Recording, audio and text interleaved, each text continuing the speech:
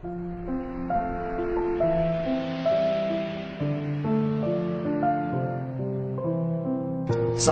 Ustaz. Waalaikumsalam warahmatullahi. Apa kabar Ustaz? Alhamdulillah khair. Gimana? Sehat? Alhamdulillah sehat Ustaz. Alhamdulillah. Gini Ustaz, Ya. kami dari kepolisian ini ingin menanyakan, mungkin sekalian belajar sama Ustaz Ya.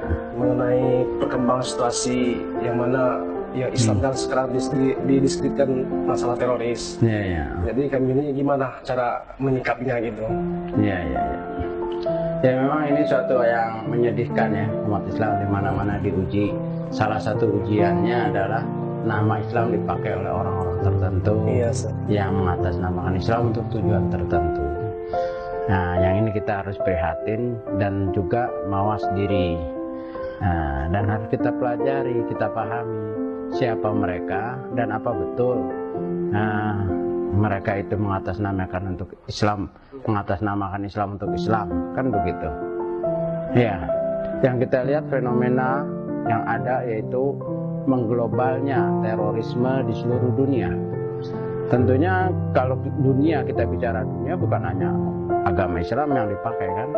Sebagaimana di dalam blueprint BNPT halaman 2, waktu menggodoknya saya sering diundang, menyatakan bahwa kaum fundamentalis, teroris, ekstrim itu memakai atau mengatasnamakan negara agama-agama besar, bukan hanya Islam, Yahudi, Kristen, dan agama-agama Islam lainnya, Konghucu, Buddha, Hindu, semua dipakai. Tentunya kita sepakat bahwa agama itu berlepas diri dari perbuatan-perbuatan, apalagi Islam yang kita kenal dalam Al-Quran, dalam sunnah Nabi SAW, bahwa Islam adalah rahmatan lil alamin. Namun kita perlu tahu kenapa mereka mengatasnamakan Islam, kan begitu. Ya memang untuk di Indonesia, ya kita lihat sejarah, kalau memakai komunis itu nggak laku, sebentar aja. Ya, memakai isme-isme lain di Indonesia ini nggak zamannya. Tapi begitu seorang dengan tujuan tertentu mengatasnamakan Islam, dan di sini mayoritas kaum muslimin, tentu akan istilahnya harga jualnya tinggi. Makanya pemuda-pemuda berbondong-bondong. Seperti saya ketika umur masih belasan tahun, saya ikut dengan gerakan-gerakan seperti itu. Karena dahulu tahun 80-an kan ada seperti tren begini, seorang penceramah dikatakan hebat, bagus kalau berani nentang pemerintah yang sah, berani jelek-jelekin polisi, nantang polisi, itu hebat tuh. Itu tahun 80-an. Iya, wah, itu kemana aja kita kejar. Subuh Ramadan, ya kan ada tuh selama habis Ramadan tuh, habis subuh, nah habis sahur, iya kuliah subuh itu di mana aja kalau ada penceramah seperti itu, berbondong-bondong kita cari. Yang keras, lawan pemerintah, berani lawan polisi, jelek-jelekin, itu yang kita cari, ya kan? Nah itulah antara orang-orang tertentu yang mengatasnamakan Islam dan kita masyarakat awam, anak-anak muda yang kurang ilmunya. Tapi alhamdulillah ya bahwa hal seperti itu tidak lama, dalam artian orang akan tahu proses pembelajaran, penyebaran ilmu, dakwah sunnah. Nah itu insya Allah hidayah akan sampai kepada mereka, termasuk kepada saya. Terakhirnya juga memahami bahwa hal-hal itu adalah perkara yang tidak benar. Terus kami selaku kepolisian ini, ya gimana sikap kami Ustaz dengan keadaan seperti itu Ustaz? Mana berhubung masalah ya fitnah terhadap kepolisian, katanya kok yang ya memang kita semua harus belajar. Baik di masyarakat seperti anak-anak muda, hendaklah meraih ilmu yang benar sehingga bukan standar kebenaran itu berani melawan pemerintah atau melawan polisi. Dan juga polisi juga harusnya belajar ya bahwa negeri yang mayoritas kaum muslimin ini dan polisi-polisi yang muslim ya tentunya harus bukan hanya Islam KTP semuanya kan gitu. Semua harus belajar. Ketika rakyat masyarakat mempelajari Islam, aparat polisian juga mempelajari Islam, dengan pemahaman Islam yang benar itu kan ketemu. Islam lah yang mempersaudarakan kita. Ya, antara masyarakat memahami Islam dengan aparat memahami Islam itu akan ketemu. Ya, sehingga terjalin kerjasama, saling percaya, sikoh mutabadilah, saling percaya. Rakyat percaya dengan polisi, polisi juga percaya dengan masyarakat. Ini memang proses yang panjang. Nah, makanya tidak ada cara terbaik untuk menangkal paham radikal ekstrim. Yang radikal ekstrim ini yang ujung-ujungnya teroris selalu berbenturan dengan musuhnya itu polisi atau tentara. Kita dibilang togut, togut. Begitu memang. Itu memang doktrin mereka. Ya, itu memang doktrin mereka. Seperti saya dulu didoktrin awal-awal masih muda sekali, umur belasan tahun, didoktrin hati-hati bahwa semua dari presiden sampai menteri adalah togut, dari Polri, TNI semua togut. Artinya apa? Togut halal darahnya kafir. Jadi ditanamkan untuk melawan, memusuhi, bukan bersahabat. Itu tentu pemahaman yang salah. Nah, sekarang salah benar itu kan kuncinya kan mengetahui ilmu yang benar. Ya kan? Gimana cara supaya kita bisa mengetahui ilmu yang benar? Al-Quran telah memerintahkan kita, hadis memerintahkan kita, dan Rasulullah SAW selalu memohon sebagaimana para nabi memohonkan Rabbi zidna ilma, ya Allah tambahilah padaku ilmu yang bermanfaat. Begitu juga utlubul ilmi fardhatun 'ala kulli muslim. Menuntut ilmu wajib bagi setiap individu muslim atau muslimah. Nah, kita akan cari ilmu. Apa yang disebut ilmu di sini?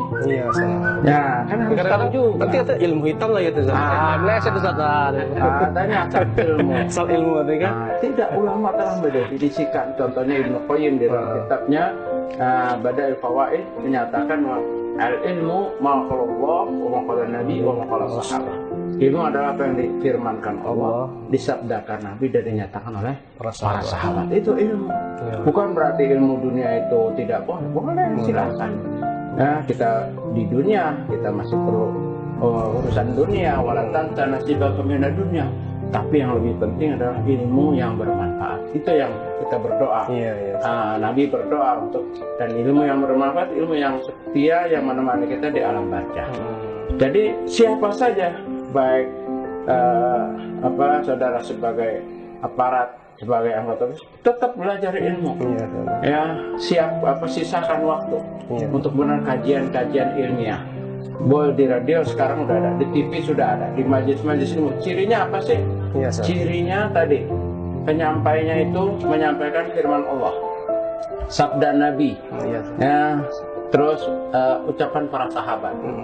Hindari pengajian-pengajian yang rahasia, yang sembunyi-sembunyi, yang nggak jelas, yang kalau ucapannya menurut saya kurang lebih hemat saya, itu jangan hati-hati. Nggak ilmiah. Emang Islam punya siapa? Islam punya Allah, yang bangun Allah. Dalam hadis sahih dari Ibnu Umar, Rasulullah bersabda, "Bunyal Islam ala khamsin. Syahadat an la ilaha illallah, wa iqamas shalah, wa itaz zakah," dan seterusnya. Islam dibangun atas 5 perkara. Pertama syahadat, salat, dan seterusnya. Fi'il yang dipakai itu bunya. Fi'il apa? Fi'il madi majhul. Pembangunnya nggak disebut di situ. Artinya man bana al-Islam, siapa yang membangun Islam? Maka jawabannya Allah. Islam ini milik Allah. Maka nggak boleh kita mendengar Islam dari menurut saya Islam seperti ini, perkiraan saya, nggak boleh itu. Ketika seorang bicara Islam itu begini, kalau Allah, kalau Nabi, kalau sahabat, itu Islam. Nah, jadi juga jangan sembarangan ngaji. Lihat pengajiannya apa. Nah, sekarang ini seperti saya udah banyak mengarungi semua kelompok-kelompok yang ada di dunia, bukan Indonesia saja. Jadi kalau situ sebut kelompok, saya tahu itu. Siapa pemimpinnya, dibangun tahun berapa, gerakannya apa, ciri-cirinya apa. Tapi nggak usah disebut semua, nanti ada yang tersinggung.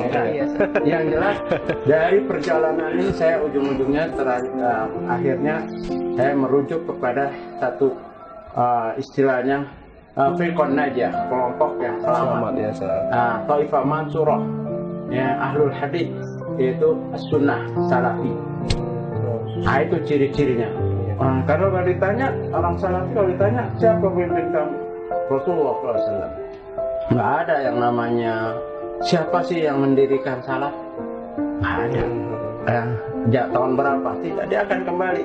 Salapan yang terdahulu dalam Islam ini siapa yang terdahulu? Nabi. Siapa dalam Islam terdahulu setelah Nabi? Sahabat. Siapa yang terdahulu dalam Islam setelah sahabat? Tabi'in. Kan gitu. Ya kan? Nah itu ciri-cirinya itu. Enggak ta'assub dengan ulamanya, tapi dikembalikan kepada Al-Quran, Sunnah, ya, dan paham sahabat. Kalau ditanya semua kelompok memang mengakui berpegang dengan Al-Quran dan Sunnah. Nah itu yang suka ngebom juga bilang, wah kami berpegang teguh dengan Al-Quran dan Sunnah. Saya dulu waktu di jamaah seperti itu mengaku kami berpegang dengan Al-Quran dan Sunnah. Kenapa bisa seperti itu saat dia bisa melakukan bunuh diri gitu? Tadi dia pegang Al-Quran dan Sunnah, cuman pemahaman ada ayat dan ayatnya menurut pikiran dia saja. Ustadznya. Oh itu. Contohnya bom bunuh diri bagus katanya. Itu cara tercepat untuk meraih surga, meraih bidadari, ya, mendapatkan fasilitas syahadah. Ya ambil dalil-dalilnya, ya, tetapi dipahami menurut mereka, nggak merujuk kepada bagaimana Nabi menafsirkan ayat itu, hadis itu, tidak. Contohnya, mereka berdalil bunuh diri dengan sejarah terbunuhnya Ghulam. Nah, zaman dahulu ada seorang pemuda yang dia dari kerajaan syirik disuruh belajar sihir. Tapi di tengah jalan dia belajar agama. Kemudian akhirnya ilmu agama yang dia pegang daripada sihir. Pernah dengar? Itu kisah di dalam asbab burutnya surat Al-Buruj. Was-sama'i dzatil buruj, kan gitu. Wal yaum, itu tentang orang yang beriman setelah menyaksikan pemuda ini kan mau dibunuh sama raja, tetapi sudah berbagai macam pembunuhan nggak bisa terbunuh. Akhirnya dia bilang kepada raja, kalau kamu mau membunuh aku, kumpulkan manusia di lapangan, kumpulkan dan panahlah iniku dahiku, tapi sebutlah Bismillahi Rabbi hadzal ghulam, dengan nama Allah Tuhannya pemuda ini.